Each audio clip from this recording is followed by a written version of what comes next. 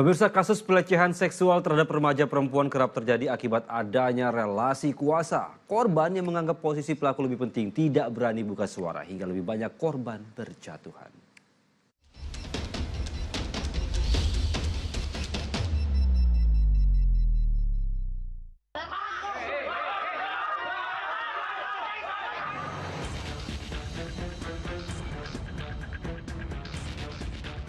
Seorang pria pengasuh di pondok pesantren di Cilacap, Jawa Tengah ditangkap polisi lantaran mencabuli 7 santriwati. Berdalih menjalankan ritual untuk memudahkan rezeki dan jodoh, sejumlah santriwati malah dilecehkan pria berusia 48 tahun itu di lingkungan pesantren. Dia melakukan sebuah ritual kepada santri yang mana perbuatan ritual itu sebenarnya merupakan perbuatan asusila. Pelecehan seksual oleh sosok yang dianggap penting juga menimpa 8 anak perempuan di Tangerang Selatan, Banten. Remaja perempuan di bawah umur itu dicabuli oleh guru ngaji mereka. Modusnya, para korban disuruh minum air yang telah didoakan dengan dalih agar lancar mengaji. Padahal, minuman itu membuat para korban tak sadarkan diri, lalu dicabuli pelaku. Lelaki 49 tahun itu diduga sudah beraksi sejak tahun 2021. Seluruh perbuatannya dilakukan di rumah yang dihuni bersama istri dan anak-anaknya. Tindakan memperdaya remaja perempuan agar dapat melakukan eksploitasi seksual juga terungkap di Gorontalo. Pelaku yang berprofesi sebagai guru di sebuah madrasah aliyah negeri mencabuli murid perempuan yang masih berusia 15 tahun.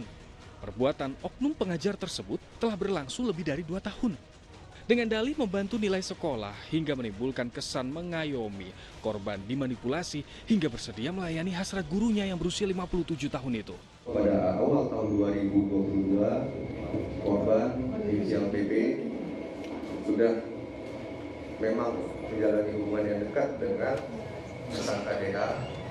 Kemudian berlanjut seterusnya sampai terjadi yang sesuai dengan rekan-rekan mengetahui. Eksploitasi seksual terhadap remaja di bawah umur umumnya dilakukan orang dewasa yang memiliki relasi kuasa lebih tinggi terhadap korban, seperti relasi guru terhadap murid.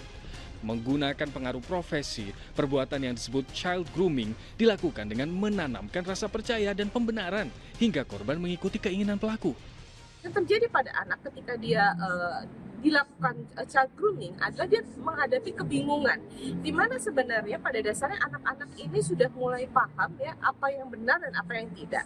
Tetapi dalam kuasa dari orang dewasa ini, maka dia tidak memiliki kekuatan, dia tidak memiliki daya upaya untuk melakukan perlawanan. Tadi dia selalu bingung apakah ini hal yang benar atau tidak, karena kalau dia mengatakan ini bukan hal yang benar, ternyata orang yang dipercaya melakukan hal tersebut pada dia. Bahkan, korban yang menyadari perbuatan pelaku salah tetap merasa segan dan tak berani menolak, apalagi bercerita pada orang lain karena takut tak dipercaya. Memang pola-pola dalam masyarakat kita itu seringkali menetapkan relasi kuasa itu lebih tinggi. Artinya bahwa misalnya bahwa guru adalah sosok yang pasti benar. Sehingga ketika dia melapor, dia akan menjadi double victimization. Artinya mungkin dia yang menjadi tidak dipercaya, dia yang kemudian dikatakan memfitnah dan sebagainya. Hal-hal seperti itu tidak membuat korban itu menjadi tidak berani untuk berbicara ya. Pelecehan seksual melalui relasi kekuasaan bisa dihindari jika anak sejak dini dilatih bersikap tegas, menetapkan batasan terkait apa yang boleh dan tidak boleh dilakukan orang lain terhadap tubuhnya. Di sisi lain, anak harus diingatkan, guru ataupun tokoh yang dianggap penting tetaplah manusia biasa. Sikap waspada perlu dilatih guna menghindari tindak pelecehan atas dalih apapun. Tim Liputan melaporkan.